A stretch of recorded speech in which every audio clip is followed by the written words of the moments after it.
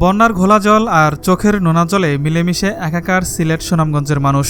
উজানের ঢলে বাংলাদেশের সিলেট ও সুনামগঞ্জের বন্যা ভয়াবহ রূপ নিয়েছে। পানিবন্দী হয়ে পড়েছে লক্ষ লক্ষ মানুষ। এই দুই জেলায় প্রায় ৪০ লাখের বেশি মানুষ ক্ষতিগ্রস্ত হয়েছে। বন্যার পানিতে তলিয়ে গেছে সিলেট ও সুনামগঞ্জের পুরো শহর, এমনকি বিচ্ছিন্ন হয়ে পড়েছে পুরো দেশ থেকে। ঘরবাড়ি তলিয়ে গেছে পানির নিচে, চারিপাশেই অথই পানি, তাই নিরাপদ আশ্রয়ে যাওয়ারও কোনো উপায় নেই। আর সুনামগঞ্জের এমন পরিস্থিতি হয়েছে যে জীবিত মৃত কারোর কপালেই মিলছে না শুকনো মাটি, যার কারণে সুনামগঞ্জে এখন জীবনমরণ দুই দুর্ভোগের। স্বাভাবিক হোক আর অস্বাভাবিক মৃত্যু, কোনোটাই মানুষের কাম্য নয়। কিন্তু যেখানে জীবিত মানুষই বসবাসের জন্য শুকনো স্থান খুঁজে পাচ্ছে না, সেখানে মৃত লাশের জন্য মিলছে না ৩.৫ হাত শুকনো জায়গা, যার কারণে বাধ্য হয়ে লাশ কফিনে করে পানির উপরে রেখে দেওয়া হচ্ছে, যাতে পানি কমে আসলে লাশ মাটিতে কফিনসহ কবর দেওয়া যায়। রাস্তার উপরে দাঁড়িয়েই কোনোরকম লাশের জানাজা করা হলেও কোনোভাবেই মিলছে না লাশের জন্য মাত্র ৩.৫ হাত শুকনো জমি।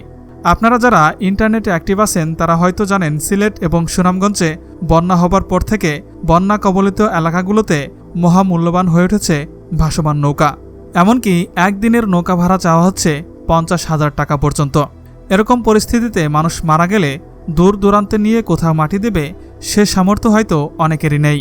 আর বন্যা কবলিত এলাকাতে লাশ মাটি দেওয়ার জন্য একটু আটটু জমি কোথাও থাকলেও মাটি খুঁড়তে না খুঁড়তেই পানি এসে ভরে যায়, যার কারণে পানির ভেতরেই রাখতে হচ্ছে মৃত লাশগুলোকে। অপরদিকে বেশিরভাগ লাশই রাখা হচ্ছে পানির ওপরে ভাসমান অবস্থায় বাঁশের সাথে বেঁধে, যাতে করে কফিনগুলো পানির স্রোতে ভেসে না যায়। আর ভাসমান এই লাশগুলো থেকে যাতে দুর্গন্ধ না ছড়ায় তার জন্য কফিনে ঢোকানোর আগে পলিবন্দি করে নেওয়া হয়েছে। এমন অবস্থায় ভুক্তভোগীরা বলছেন, আমাদের বেঁচে থেকেও শান্তি নাই, মরেও শান্তি নাই, কারণ এখন জীবিত মৃত সবারই বন্যার জলে ভাসতে হচ্ছে। বন্যা কবলিত বিচ্ছিন্ন এলাকাগুলোতে এখন লোকজন মারা গেলে নেই স্বজনদের ভিড়, যার কারণে দুই কাতারেই শেষ হচ্ছে জানাজা নামাজ।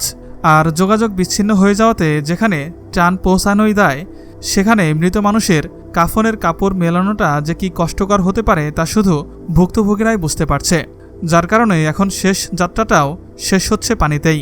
কেউ জানে না কবে শেষ হবে সিলেট এবং সুনামগঞ্জের মানুষের এই মহাদুর্ভোগ। সিলেট ও সুনামগঞ্জের উপর দিয়ে বয়ে যাওয়া স্মরণকালের সবচেয়ে ভয়াবহ এই বন্যা দুই জেলার প্রায় ৮০% এলাকায় এখন পানির নিচে। ইতিমধ্যেই এই দুই জেলায় প্রায় অর্ধশতাধিক মানুষ মৃত্যুবরণ করেছে বলে ধারণা করা হচ্ছে। তবে এই সংখ্যাটা সঠিক নাও হতে পারে, কারণ বিদ্যুৎ সংযোগ, মোবাইল ফোনের নেটওয়ার্ক ও ইন্টারনেট না থাকার কারণে ক্ষয়ক্ষতির ও প্রাণহানির সুনির্দিষ্ট কোনো তথ্য পাওয়া যাচ্ছে না। সরকারের কাছেও সঠিক কোনো তথ্য নেই।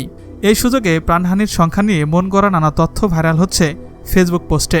তবে যারা এই চরম দুর্যোগের সময় সিলেট এবং সুনামগঞ্জের বানভাসী মানুষের জন্য জীবনের ঝুঁকি নিয়ে কাজ করছেন, তাদের জন্য মন থেকে শুভকামনা রইল।